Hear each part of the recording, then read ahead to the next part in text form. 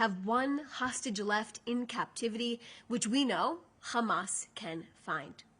Master Sergeant Ron Gavili is still being held in Gaza, and he must be brought home for a proper, dignified burial.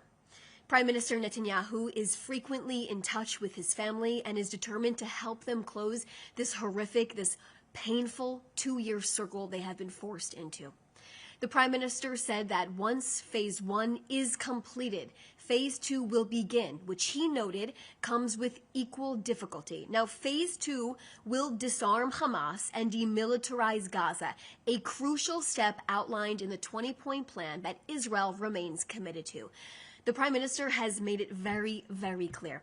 This phase of the plan can happen either the easy way or it can happen the hard way. But there will be an end to Hamas's rule inside of the Gaza Strip and a different future for the Palestinian people and the future of security for the State of Israel as well.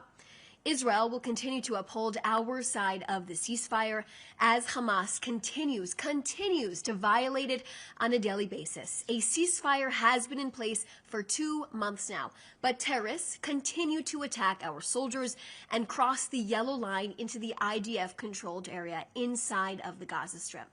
Israel will continue to act in self-defense against these terrorists. I can share with you that the Prime Minister will meet with President Trump on Monday, December 29th. They will discuss the future steps and phases and the international stabilization force of the ceasefire plan. Let's remember how this ceasefire plan came to be. With the military pressure Prime Minister Netanyahu put on Hamas while our troops entered their stronghold of Gaza City and the diplomatic pressure President Trump put on Hamas. This is why we are here. We cannot forget how we got here. The third phase of this plan will be focused on the de-radicalization of the Gaza Strip. It's something the Prime Minister discussed in detail with the German Chancellor on Sunday in their highly successful and positive meeting here in Jerusalem. Now, the two world leaders had an open and honest conversation about the close cooperation Germany and Israel have together. In particular, the Arrow 3 missile defense system being deployed in Germany.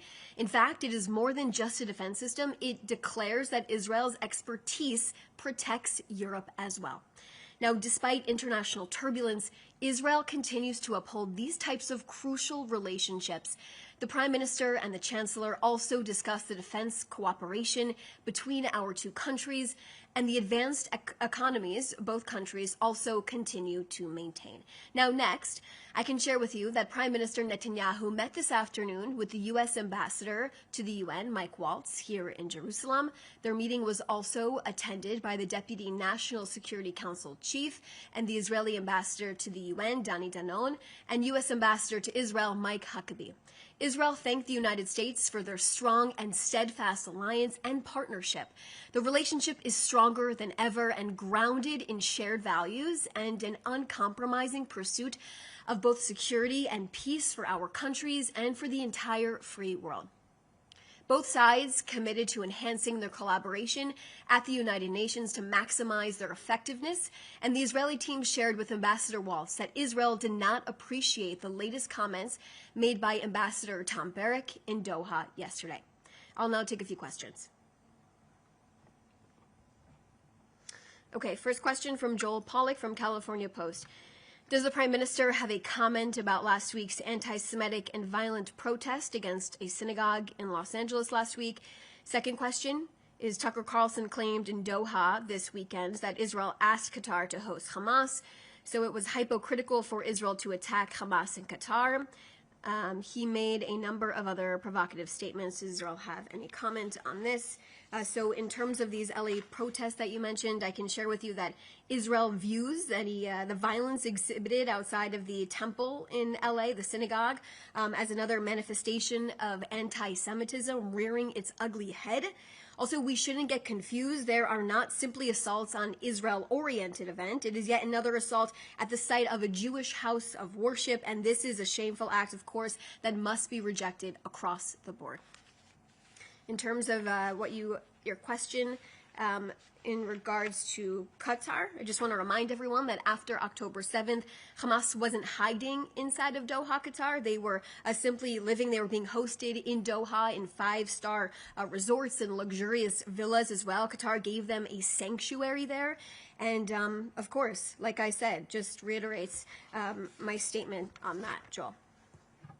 Adam Parsons from Sky News, what is the government's reaction to the decision by Israeli officials to raid the headquarters of UNRWA today, despite the terms of the UN Charter, stating that the building is inviolable? Can you confirm that the Israeli government continues to respect both the word and spirit of the United Nations agreements? I will simply put it, Adam, I will probably have you ask UNRWA if they will also respect Israel and not have Hamas completely infiltrated inside of them and what they claim to be doing as well. We know UNRWA has been a stain on the United Nations, and it was established back in the day to actually only operate for 18 months.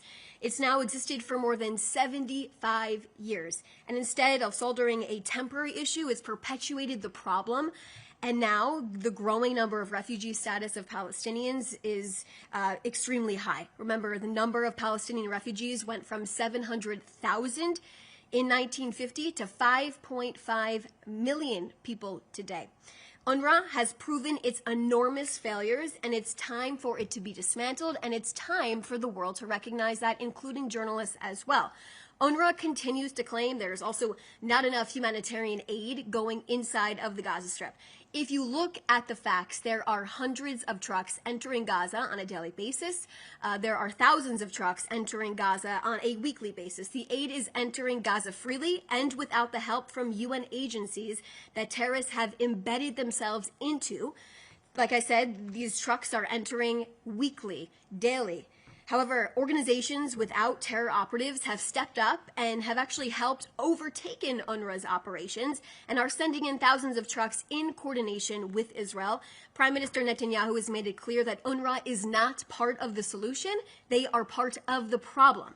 There is a direct connection between UNRWA and Hamas inside of the Gaza Strip, with nearly every terrorist that crossed into Israeli territory to commit genocidal acts against our people on October 7th were, in fact, an UNRWA school graduate. Listen to what I just said. Nearly every single terrorist that crossed the border on October 7th was an UNRWA school graduate. Not only that, Israeli intelligence identified that at least 18 UNRWA employees actively participated in the October 7th massacre. Also, our findings, our intelligence points to the fact that 12% of UNRWA employees in Gaza are members of Hamas or other terror factions and designated terror organizations as well. I also want to continue to tell our journalists specifically about these employees of UNRWA who decided to cross our border on October 7th and invade our communities. One of them was a social worker. We have it on surveillance video of an UNRWA social worker picking up a limpless, lifeless body of one of our then hostages at the time, Jonathan Samarano, and bringing him into, dragging him into a car on Kibbutz Be'eri, bringing him into Gaza. An UNRWA social worker, this is a person who works with this apparent refugee organization, a social worker picking up a dead body and then bringing it into Gaza to be held as a hostage for almost 2 years? Let's talk about that. And also, I expect journalists to report on UNRWA, and specifically the Hamas infiltration as well.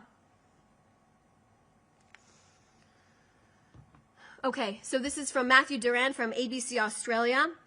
Can the Israeli government comment on reports that anti-Hamas militia members are surrendering to Hamas in Gaza following the killing of Yasser Abu Shabab, the leader of the Israeli-backed Popular Forces? Is the Israeli government concerned this could further destabilize Gaza and force Israel to rethink its policy of supporting these groups? We've answered these questions in the past. Can you confirm Israeli support for the Popular Forces? Just answer that question, Steve. Japanese TV is Prime Minister Netanyahu will meet with Egyptian President Sisi in the United States. I can't comment on his schedule at this point in time, but I shared with you the information that I could. Okay, thank you so much, everyone, for joining us. I appreciate your time. If you have any other questions, please feel free to reach out to us.